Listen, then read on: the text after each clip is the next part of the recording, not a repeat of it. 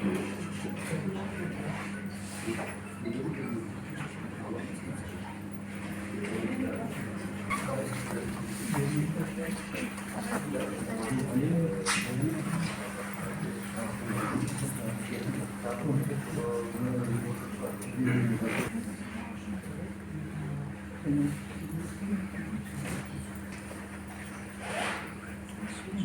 еще люди подойдут, еще пару.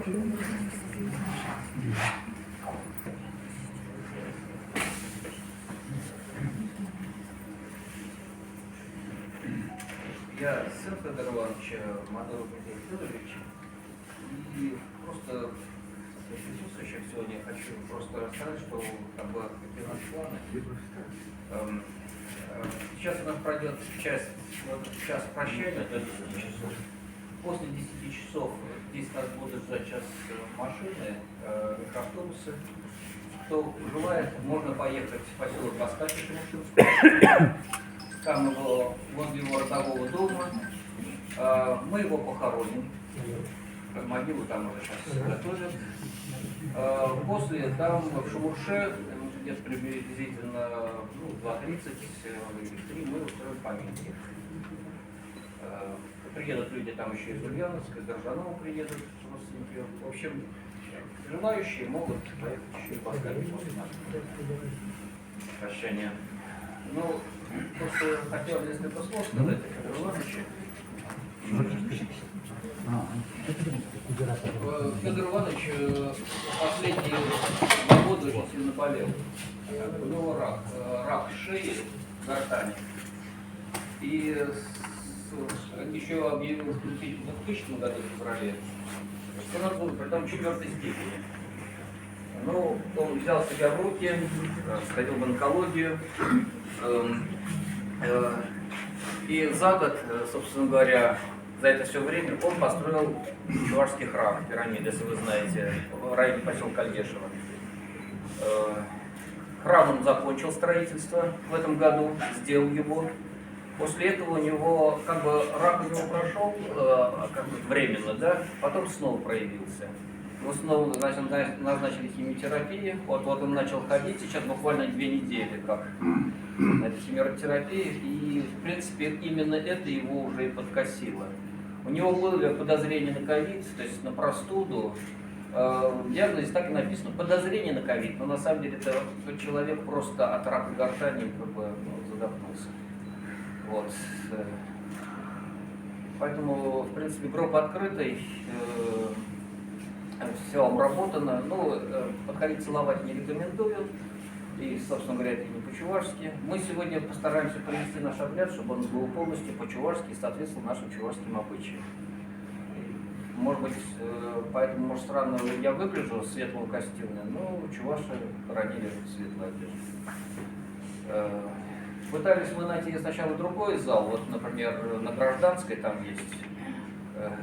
Там нам просто наотрез отказались занавесить иконы, наотрез отказали нам, чтобы мы что-то по-чувашски там сделали, по-хамски довольно-таки. Ну, здесь вот сюда приехали, здесь нас встретили хорошо, зал новый, хороший, и все очень такая хорошая обстановка для прощания.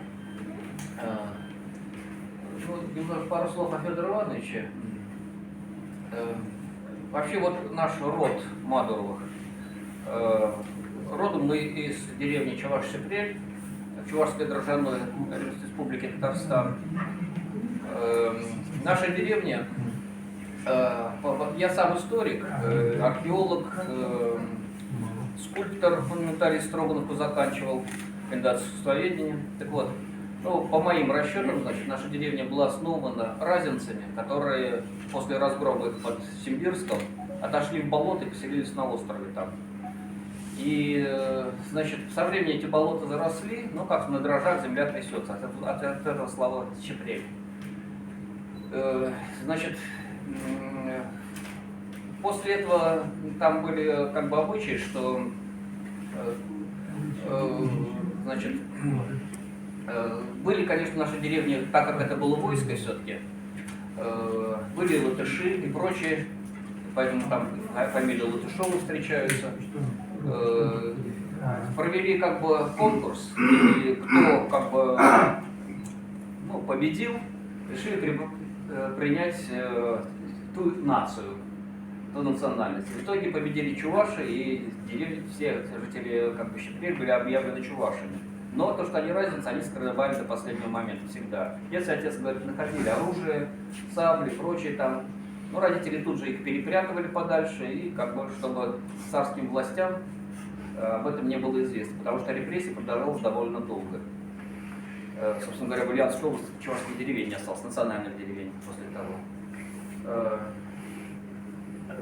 Потом был еще один проведен конкурс, тот лучший из лучших, кто был там в округе, тому давали имя Матур. Победил наш прапрадед. И поэтому у нас эта родовая фамилия сохранилась. И этот конкурс проводился дважды, и поэтому там в селе есть еще Мадуровы, но они как бы не наши родственники, но тоже победители в этом конкурсе. Значит,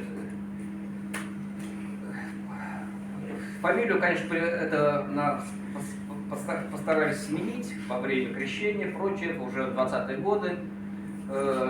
Но наш дед принес чиновнику, подарил кибитку с бочкой меда за то, чтобы просто сохранить чувашское имя. Это было очень сложно сделать тогда, но вот он добился, чтобы сохранить чувашское имя. Довольно редкий случай. Далее, жили они зажиточно в селе, и поэтому, это, как сказать, лучший двор, лучший там все было. И конюшня своя, и мельница, и все. Поэтому, естественно, в 17 году его дед умер, и все наследство досталось нашему деду Чуваш, как его называли, Чуваш Иван в деревне. Почему Чуваш? Потому что он считал, что вот он только истинный Чуваш, а все остальные полукровки. Поэтому такое прозвище ему пришло. И, значит, естественно, под раскулачивание он попал, и отобрали все, что было. Его, видимо, сказал слово какое-то не то еще, его сослали в Темский пересыльный лагерь. А жену выставили с грудным ребенком на улицу осенью. Жене было запрещено ее пускать в дом. Жена у нее Аксинья. Она была дочкой купцов, которые в Ульяновске и Симбирске торговали. Красивая очень женщина была. Ее запрещали ей приближаться даже к домам сельчан. Она вырыла на краю деревни землянку, там перезимовала, у нее был мешочек крупы, но ребенок, конечно, за зиму умер.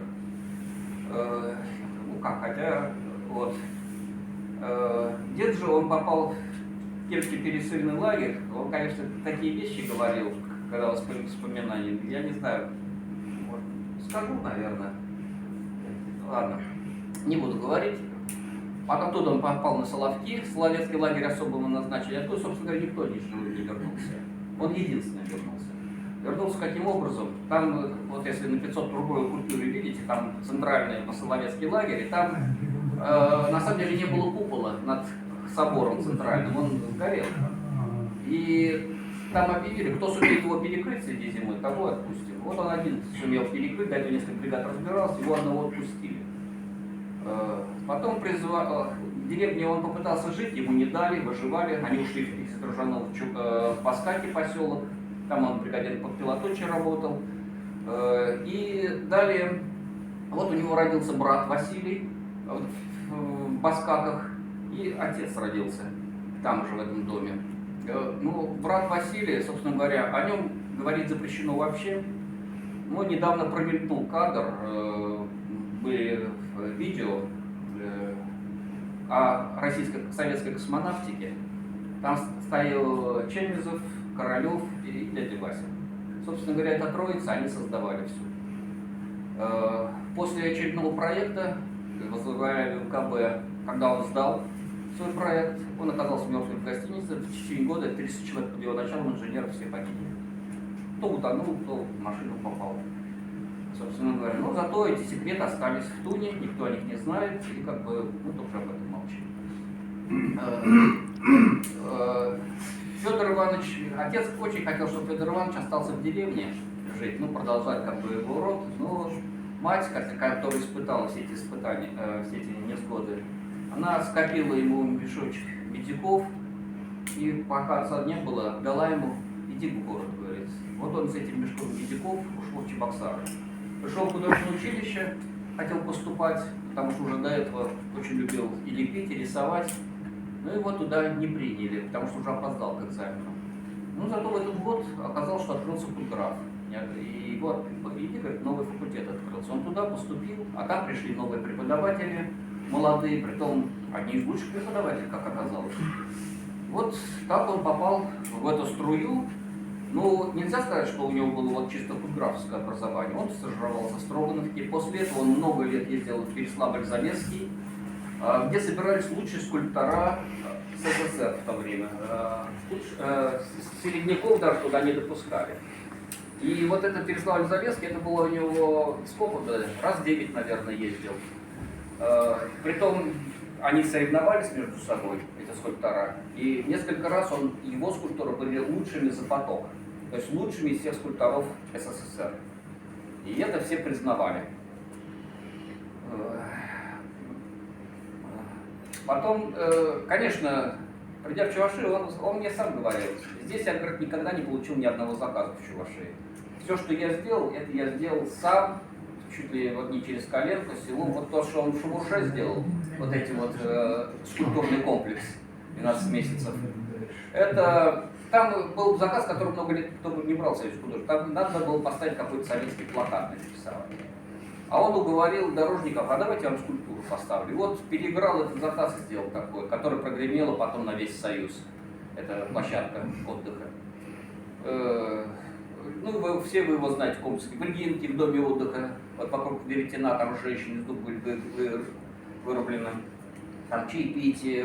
Вот это знаменитая конница на роще. Ведь вы знаете, что вот эта конница на роще — это вообще единственный в мире уникальный памятник, который в таком виде существовал. До сегодняшнего дня ни одного в мире такого памятника никогда не было.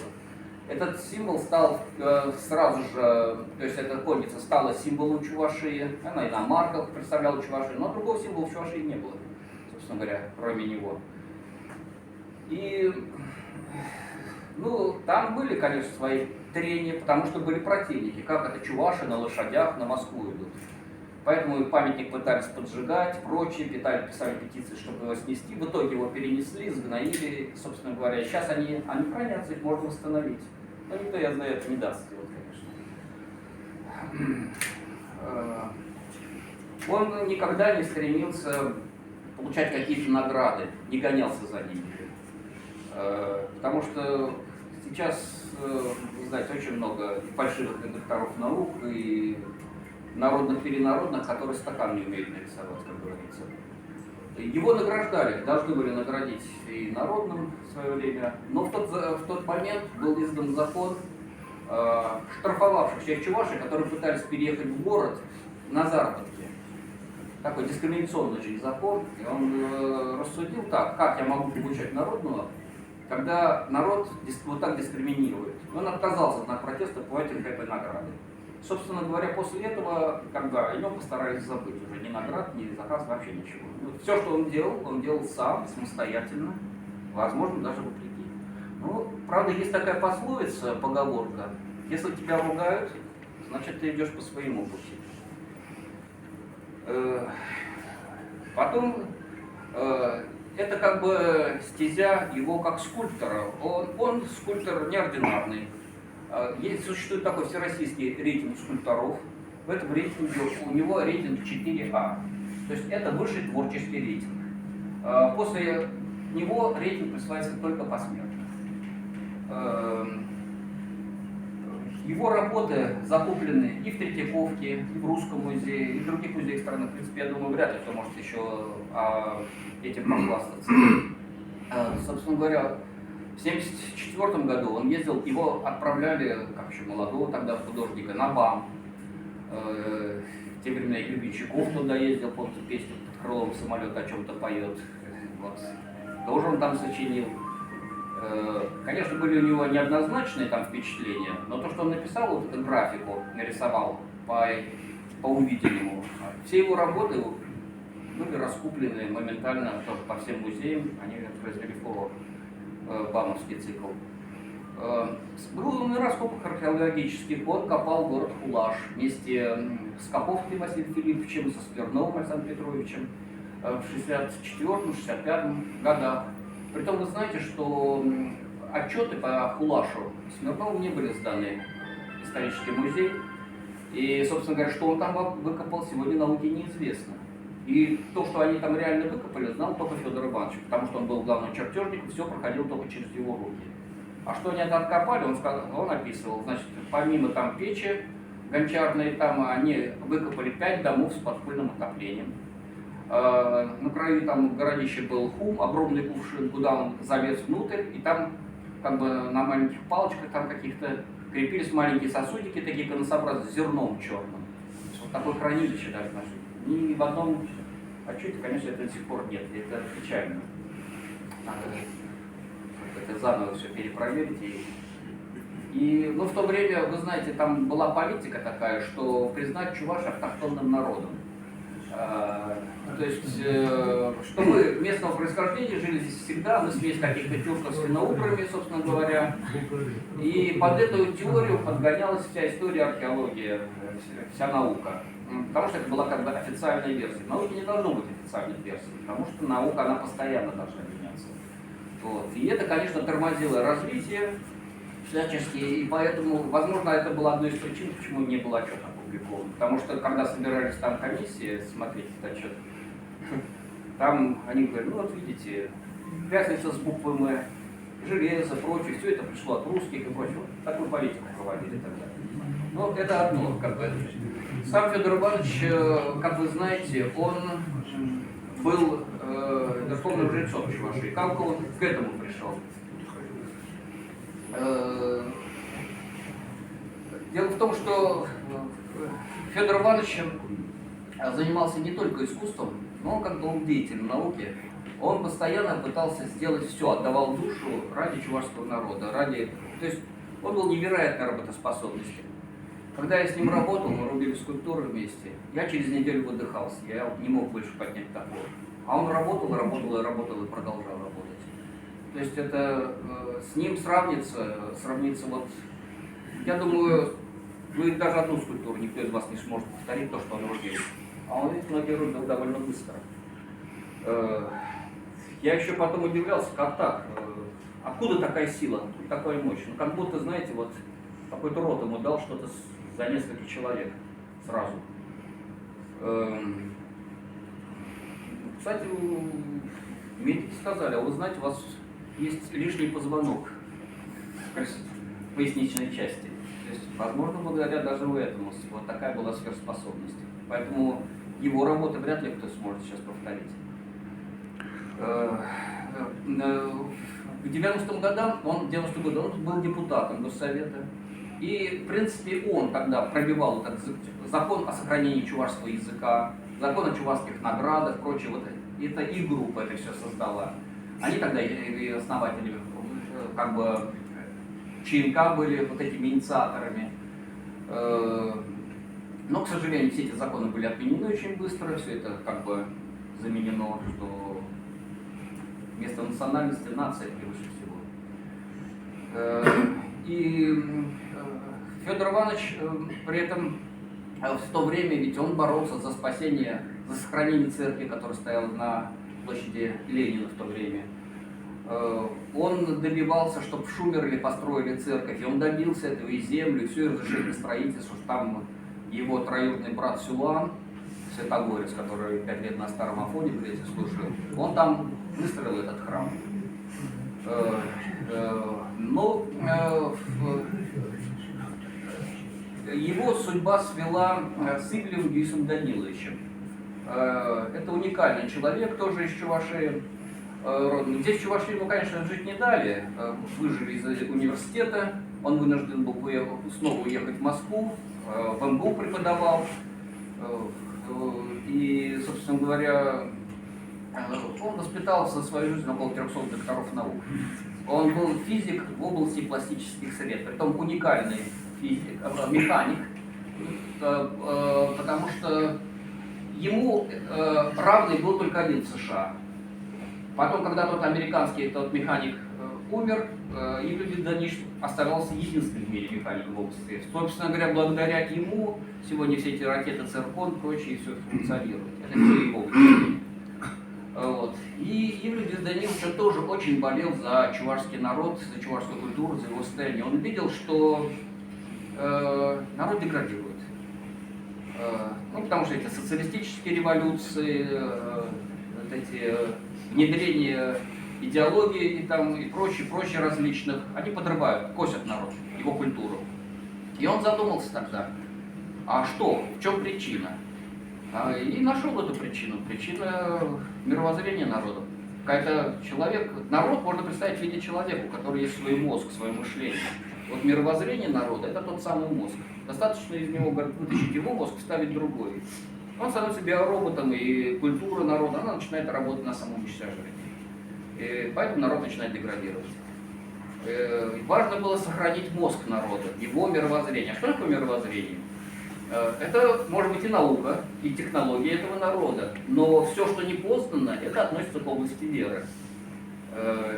Поэтому это и в первую очередь чувашская вера. А чувашская вера, она была в законе и в социалистический период, и сейчас также. Это мировоззрение народное. Поэтому, да, они понимали тогда, что они пойдут против ветра, но другого пути не было, чтобы спасти народ. И они, основали сначала одну организацию, Турыч называлась, правда, как умели, тогда еще создали ее. Ее закрыли тут же под тем предлогом, что не по той форме отчет сдали. Параллельно открыли вторую организацию, Академию чувашской духовности, природной, такой религиозной. Эта организация занималась и научными разработками, и религиозными наработками тоже, одновременно. И, собственно говоря, по прошествии энного количества лет, на основе этой организации возникла уже местная религиозная организация традиционной веры Чувашей Тура, город Чебоксары, главой которой стал Федор Иванович. Собственно говоря, вот добиться такого, вы знаете, это практически невозможно. Тем более сейчас современная Россия. Если кто-то из народа пытались тоже это повторить, ни у кого не получилось. Получилось только у него. И поэтому он был просто он тоже не случайным человеком в этом мире был, потому что еще с детства его тети, бабушки, его, как по воспоминаниям, его водили на Арзамай, который сейчас называют по-арабски Керемет, и говорили, вот смотри, ступай здесь осторожно, здесь каждая букашка душу имеет. Он прошел обряд посвящения, он жил в этой среде, он видел это все, он пас коней в детстве, он жрецов обуздывал. И даже помнит такой момент, когда у них там была недалеко от деревни Хаймалу, хлебная жертва. Я, говорю, за 15 километров пас там лошадей, коней, а там на Уяв собирались со всей окрестности люди на спевке. И собирался хор в 300 человек. И они всю ночь пели. Я, как за 15 километров ночью, хотя лошадей, я слышал, как они поют, как их голоса каноном раздаются. Вот такие вещи он помнит.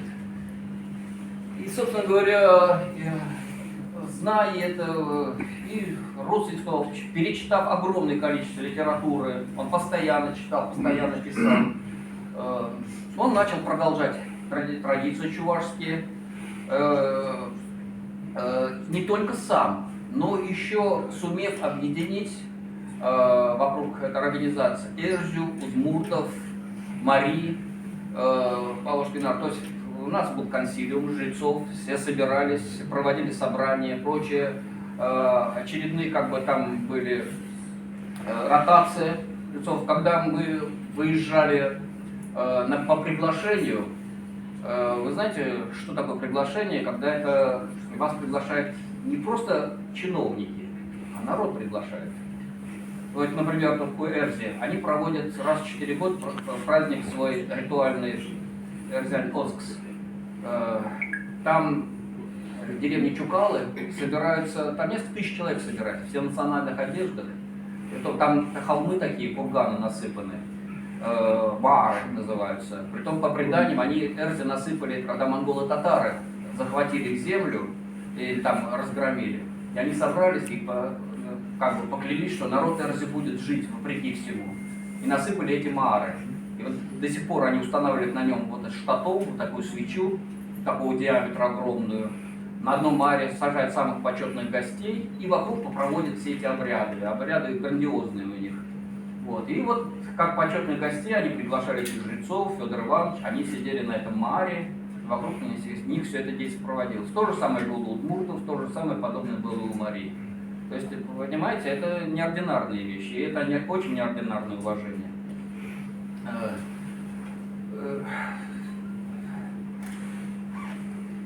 Ну, в последние годы Федор Иванович, когда вот уже болезнь его подкосила, он поставил себе задачу все-таки построить храм. Почему храм? Дело в том, что у чувашек дедов действительно были храмы. Ну, вот все эти перипетии как бы загнали немножко в угол народ. Он его назвал Керменчук. Вот эти пирамиды в районе Альгешева. Кермень, как бы дворец, Чук, это жертвоприношение, обряд по-тюркски. Его как раз, ему поставили диагноз, вот я говорю, рак гортани.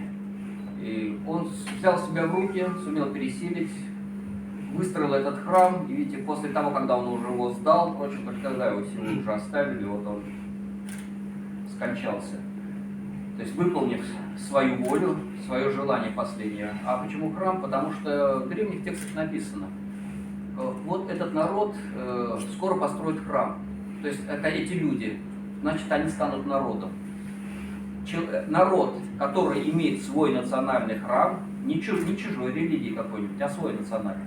Только он считался полноценным народом в древние времена. Остальные как бы даже и народами не считаются. Те, у кого нет своего храма. Этот храм он построил практически за свои средства, своими силами. Вопреки многим как бы терниям, ставили много как бы препятствий, но он добился, сделал свое все равно. И сегодня наш народ может вполне считаться полноценным народом, мы можем этим гордиться. Потому что у нас есть и своя вера, и свое мировоззрение, и свой храм, и все остальное, что к этому прилагается.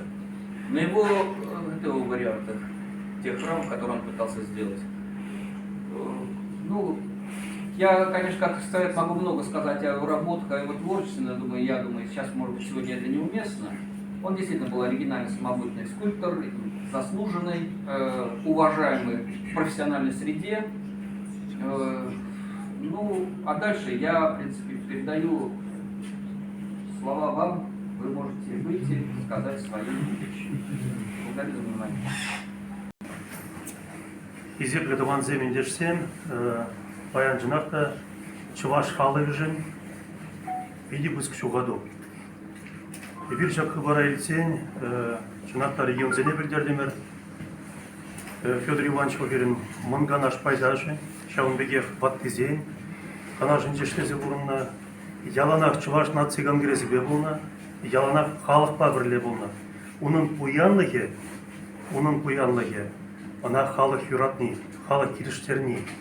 Она вот видит Тивишле, Шайрады Цабуна, Нумай регион зе Шунгра Лазан, Бельдерзенінде Нумай же Шунгравларыш, Фурланны Жинжен Бельдердеш, Шавынбеге район Зенжен, Бельдердеш Фурланны Жинжен, Чуваш нации конгрессы, Ол Шавынбег организации, Чуваш нации конгрессом Пуянлых иде был Халах. Шак Халах, Яланах, Кирин Халах, Федор Иванович Кириштерзе Бурна, был Пуян Чунны Булна Яланах, Ебона Межижул Бледек, был Яланах Чуваш нации конгрессни Кирзен, Нига Жанда, Ниминде Ритман. Яланах Эшперге, Мен Лебурн Малыги Перге, Мен Кумхандарнона, и верно богатра Чуваш Халах художники Бама Тратнычы. Анжахта Терле Салдав Земберге, Шавна, Вишни Жидери Меремер, Шупланычы, Дебурбут Традат Продезе. Анжахта Пирин Женвал, чуваш халық художники шықлай. Ебір биде құрланат бар, Федор Иванович, ебір шотлат бір малаллада пирин шамрыксене сирн ішсенбе, езір туны ішсенбе, ебір шамрыксене идея енже. Через воспитание барза малалла пирин халық сирн ішсене жембек паларца, сире хизеп туза, сирен яд, халық ғумынже, ялнақ шүлді шайра пулатезе галас келетман. Пиде умған олығын, пиде бұзық чуғаду бән. Чынақта чундан галат бар, Федор Иванович, езіргәні жын балақ, каламалы жүк бұзық чуғаду. Оның тумалы ешесем, бұл призан яланақ, Уна думала,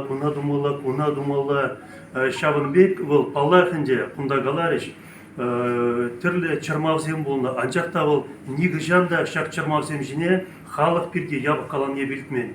Бұл яланақ бірін халыға мұқтаны, халыққа бірле болны, Шабынбеге ебір қалат бар.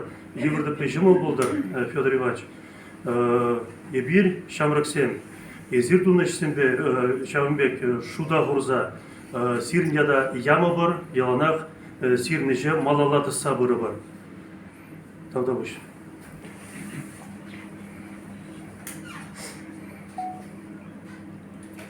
Тыванзем, Дмитрий Федорович, Аджизем, Тыванезем.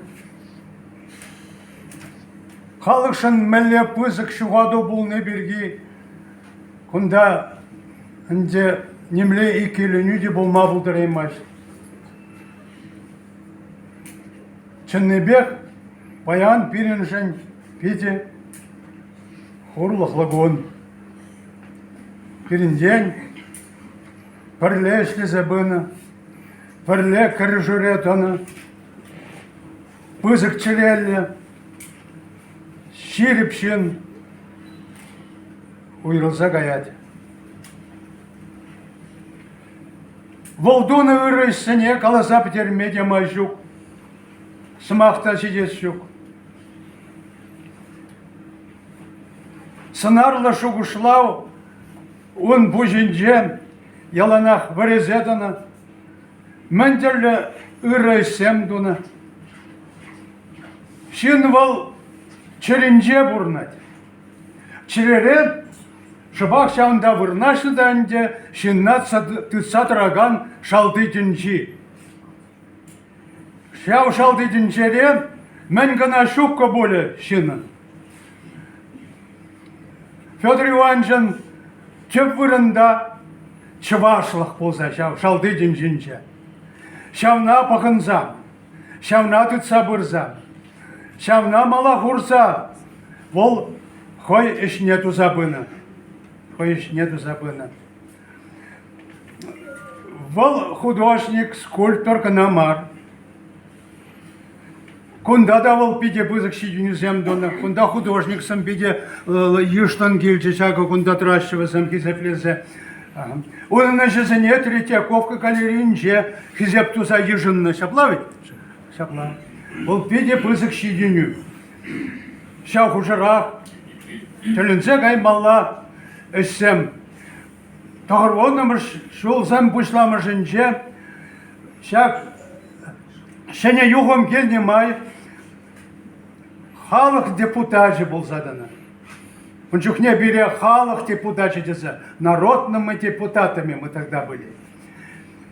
Мендерим тұржулы өссем дұрыш өзем ончухне.